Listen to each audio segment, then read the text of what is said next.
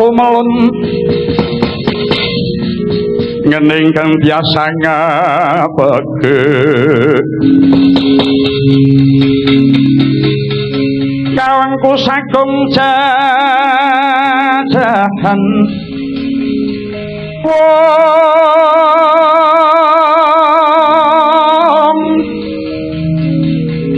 nanging sanget angikipi sangreksikane putra kang hanjok saking wiyadi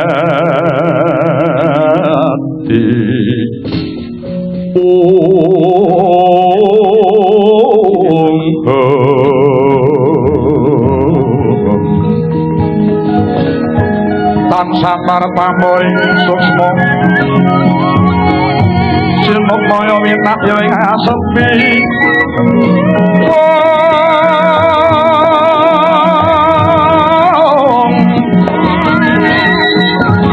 sitipan telenging kalbu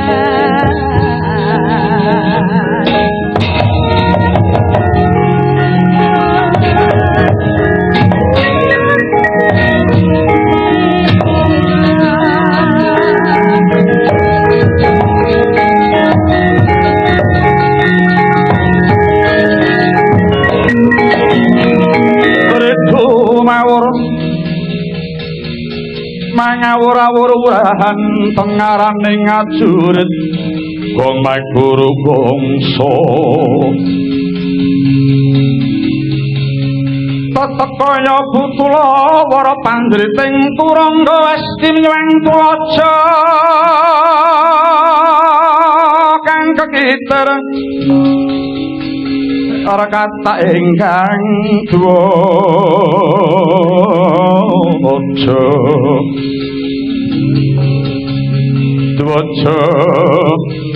lalayu sepi wah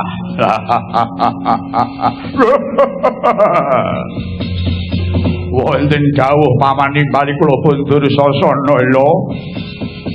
Wah, lagi seneng-senenge balapan melayu terus ditimbali ngriki enten apa man nimbali ke putra Dursasana lho. Kula kang putra pun katemamuh paman semadong dawuh. Pun kula paniwiji ke putra kula paman ngendhek anggen kula nembe jelungan kula paman. Lah, yo napa memanggil saya yang baru main gubak sodor sama adik-adik. Inggih man, kula keputra pun Citraksa wong menapa pun timbali man, wah ngendhek anggen kula nembe ngulak layangan man. Kula pun wiwin sat semadong dawuh paman. Kula pun Citraksi man. Sedadipun kula mboten iki enten apa to man? Napa jempek nek man? Wah, keleresan. Kula pun nenggodang ulung man, nggih napa pekipun man? Iya, nggih. Mengko dhisik kabeh ora anakku Kurawa. Iki ora wancine pre sekolah to. Ya to. Kena napa kok padha mlebu ora sekolah mantek kene? Padha dolan karo dhewe kene ngopo? Wah, nggih man. Kula niki mboten mlebu sekolah amargi padhar kula nembe sakit kok man. Kowe ora mlebu sekolah marga wetengmu lagi lara. Nggih. Yen pancen wetengmu lara kena ngopo kok malah balapan mlayu Dursana? Wah, olahraga kok man. Olahraga. Kajenge bendang waras. Nek ampun waras nembe mlebu sekolah niki mau. Kartomarmo, kula paman. Kowe kok ya ora mlebu sekolah ki ngopo? Iya. Nyuwun ngapunten man wekdal menika boten remen pelajaranipun kok man. Oh, ngono nggih. Bangsa budi pekerti kula boten remen kok man. Oh, budi pekerti ora seneng kowe nggih. Ulangan sing ora tak seneng iki apa wae? Nggih, bangsanipun berhitung, ilmu alam, aljabar, mencongak, budi pekerti kalih sejarah kuno boten remen man. Oh, lah. Sing mbok senengi apa? Dharma wisata man. Cocok sami kalih kula niku man. Sami kalih kula niku Dharma wisata. Wah, semeneng cocok niku. Dharma wisata nggih. Ya. Durung pegati kula kowe kok ya melu-melu ora mlebu sekolah? Lah wis nganggo seragam sekolah ora mlebu ki ngopo? Alah sekolah itu untuk apa? Lho. Lah kok ngono? Ngeling ngono kepinteran ngono kanggo sang uripmu besok karep ben kepenak. Alah gumbal napa? Lah gene Paman Bilawa nika sekolahe mboten dhuwur dadi bupati anom teng Ngastina man. Nggih ta? Yen temenggung Bilawa kira mergo kebejan. Lah, kula nggih tak nunggu ngen kebejan niku, Yen bejo mau ditunggu, muka kelakone muka tekane Durmagati. Lho. Napa bejo? Mboten teko? Weh, lah wingi pun kencang kalih kula niku. Malah bejo ngelingke kula, meling kalih kula Mas Durmagati jing-jing senten ampun kesupen. Jenengan dicawuk dadi ampung tamu. Ngagem seragam kejawen jangkep ngoten niku. Wih, lah keparatane. Lah wong ngencani ngoyo-yo kok malah gak teko dhewe luwe semprul lah niki bejo. Ya, awas kowe. Ngrongos ki aku parat. Sapa kuwi? Bejo lho. Oh, kleru penampa. Kuwi dudu bejo kuwi. Sing mlenjani kowe iki apa dudu Kang Masmu Sayaka Gondwas Tur kae? Lho. Mas Yoko. Rak kae to? Nggih, Ding, maaf kleru Oh, nggih sanes bejo nika Mas Yoko, Ding. Oh, ngedan ki. Ewa semono nggih, kabeh anak-anakku. Lamun Kurawa gelem budidaya, tak kira kowe kabeh bakal dadi wong sing mulya kelas murid nggih. Lho. Carane pripun, Pak? Pripun carane, Om? Lah sumurupa. Ngerti ya nggih. Wektu iki Kang Paman Pandhu nganake sayembara. Sayembara apa, Om? Isining sayembara sapa bisa mecah bungkus ing kono bakal antuk ganjaran duit kang ora sithik nggih. Weh, ladalah. Wah, hadi kula bungkus sing enten ngalas nika, Man. Kepara nyata. Wah, nggih. Nek ngoten kula sakah, Man. Kula inggih sakah, Paman. Mecah di kula bungkus. Wah, kula nggih sakah, Man. Nek mecah entuk duit to. Iya, nek iso mecah entuk duit akeh. Wah, nggih. Muga-muga aku sing iso mecah. Aku iso mecah entuk duit akeh. Wah, terus tak nggo main. Terus tak nggo mabuk-mabukan karo kanca-kancaku. Lho. Kowe lah.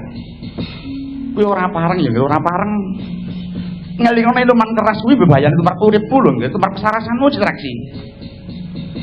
Lah ndak wis semerep. Papan nggih. Ngunjuk luman keras, Man. Wah, nek ora dienggo tombo kae. Aku mau bikin tak nggo tombo. Oh, nggih tombo. Iya. Nggih tombo kok malah Paman malah ambur dados gotongan. Piye? Dados gotongan niku pripun? Wis aja terus ki tembungmu. Ora apik dadi lah niki lho Man, contone teng ngriki niki. Elek-elek aja nganti nintake dhewe. Ha ngelekke ponane aja do ngombe malah sampean dem-deman turun dalan. Ha niku nggih mboten bener niku kok. Ditiroki kalih anak-anake. Iya. Nggih para Kurawa, kula Man, kula Paman. Yen wis padha manunggal karepmu bakal mpu sayembara, ayo padha nggawa gegaman landhep. Mengko yen wis tekan ngalas, bungkus dikrocok gegaman karo ben ninggal pecah nggih. Lah upamane niki mengke dik bungkus ngantos kenging gawanipun terus mati pripun, Man? Ora apa-apa. Ora apa-apa. Upama dibungkus nganti mati, ora dudu salahmu, nggih to?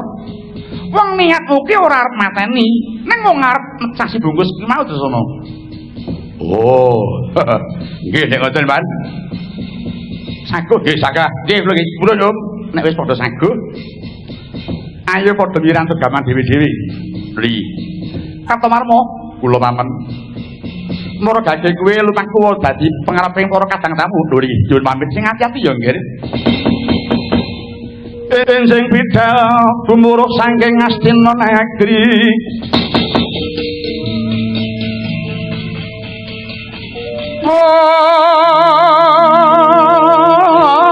Wong ingkang Palakaswa Prabu sananira lir surya wedalira saka ing swalane diarsa madangi jagat mungup-mungup aneng sabocah ing mukir merbabak bang semirat kena sarating surya nampek mega lan gunung-gunung